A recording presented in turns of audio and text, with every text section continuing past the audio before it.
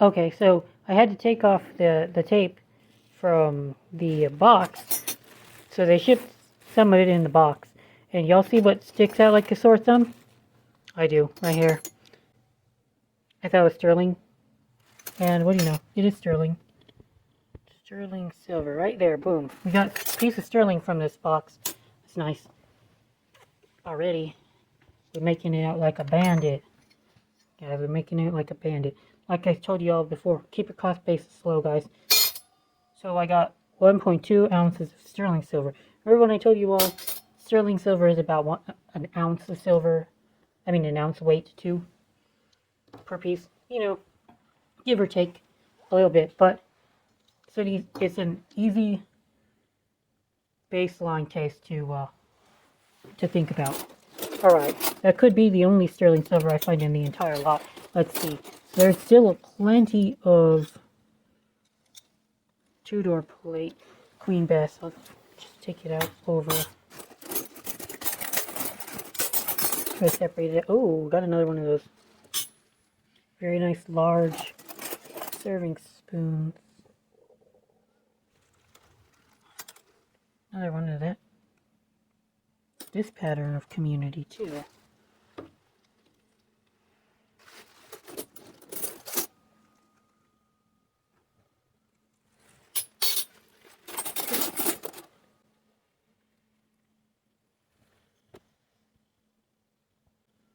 Stainless Japan. Okay.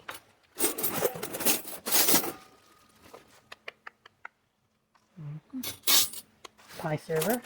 See, the pie server is also going to be you're going to be able to command a premium for a pie server, not just 75 cents or $1 a piece.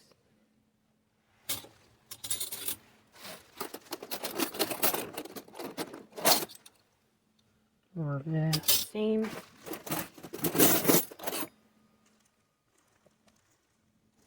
More of the same.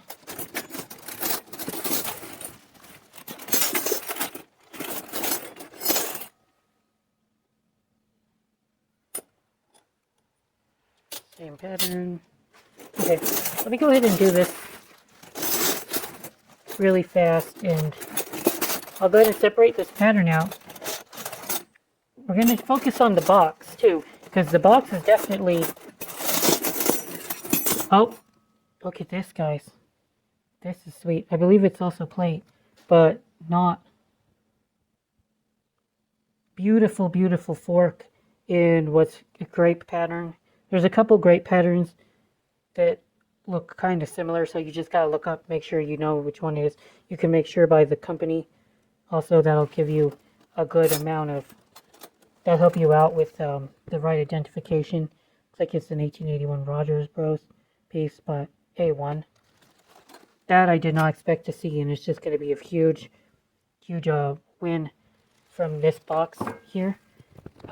Yeah, I'll go ahead and look through the rest of it, give you all my thoughts on the Flatware, and then let's look at the box too, because the box is also a find that I can't just ignore, because, you know, it's also a value, and it'll, if you can sell the box, it'll go towards recouping your cost as well. So give me a minute, guys.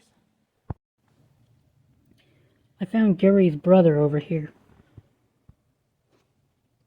This one says it's the same last name too. Grimeton.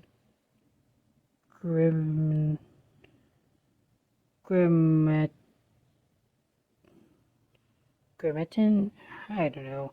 But this guy's name is Dennis. Dennis Grimaker.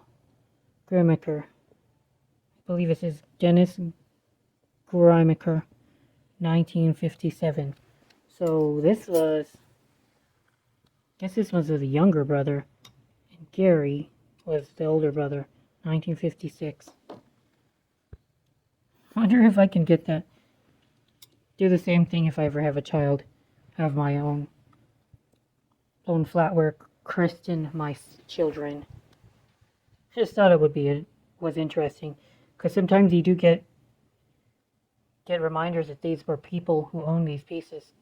You find the personal touches of their pieces, and kind of adds to, at least for me, it kind of puts a human aspect to this stuff instead of just profit and objects. I kind of like that aspect of my silver plate, guys. I really do.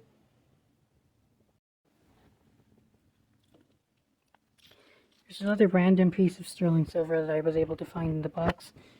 It's not a very big piece, but it's sterling silver nonetheless, and any piece of sterling silver really does help. 0.6 ounces. Okay, put that next to the other one. Now, let's take a look at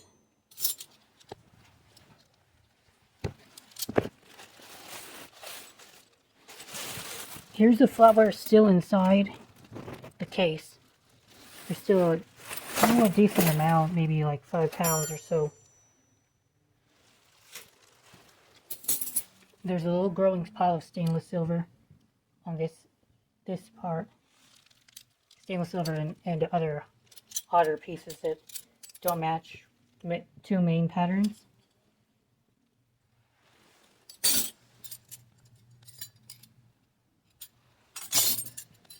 kind of like the weird ones. Also doesn't match. It's like this is Simeon and H. George Company.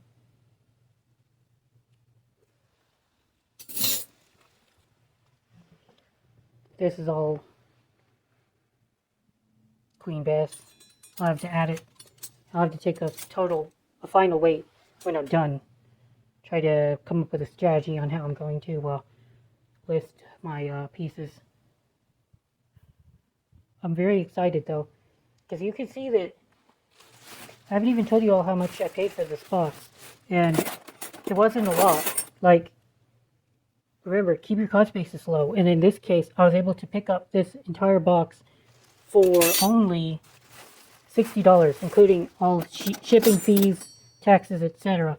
$60, and with what is almost 2 ounces of silver right here, that alone pays for the box almost. If I can list the box itself and get it out of my hands for 20, there you have it. The silver right here and the box alone practically paid for the entire thing. And so sometimes I find I buy Flatware in boxes because they just come in cheaper. Sometimes I don't understand. People don't keep an eye on what's in the boxes as much as what's in loose, what you can find loose in boxes. But this box is in exquisite shape. Look at that. It's a very good shape. The wood looks like it's pretty damn nice. I wish that they didn't put tape across the entire thing. Always having problems with that. Oh, looks like some wood got chipped off this corner. That's rather unfortunate. But the rest, the bottom is in fairly decent shape. I think as long as I mention that this is chipped right here, that shouldn't matter too much. If somebody wants to buy it, they probably will just live with that chip on the corner there. I would ask $30 for a box this good. It's like it has in there a guaranteed Queen Bess pattern and two-door plate.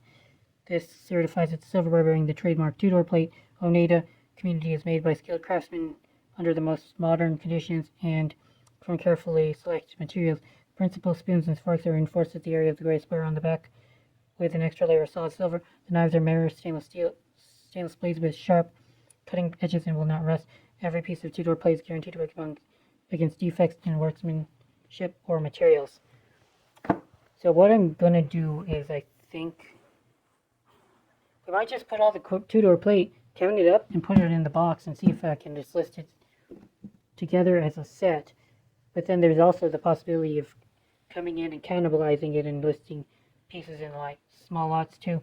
Can try to sell individual pieces in maybe like 6 tablespoons, 6 teaspoons, 6 dinner forks, 6 you know, because people like to set their table in 6 place settings. That's why 6 is a really good number for selling flatware. And then you can also try to sell the unique pieces by themselves. Maybe you found a nice ladle, a pie server. Sell those. Here's a master cheese knife. Maybe somebody needs to replace that, so they'll pay a bit extra for that particular piece alone. There's a lot of possibilities here. Now, for now, I'm gonna go look up the marketplace for this particular pattern. It's a community too, and I have a fair amount of it. So for right now, what we'll do is I'll just put up all that Queen Bess back in the garbage bag, and then figure it out from here. So let's go ahead and take a look at how much of this pattern I do own, assuming that the box is like 6 ounces. So I just took a look at the sold listings on eBay, and that'll tell you more than almost anything else of what you need to understand for the market of your pattern. And it said that there are 1,300 plus listings of this particular pattern, and 174 listings have been sold. I don't know if it's, I think it's in the last 90 days is how long eBay keeps track of that kind of thing as for stat purposes. So it's not an extremely fast turnover, but yeah, sales are happening. So this isn't like a dead pattern or anything. You take a look. Try to put it onto the scale here. Probably heavier than it looks.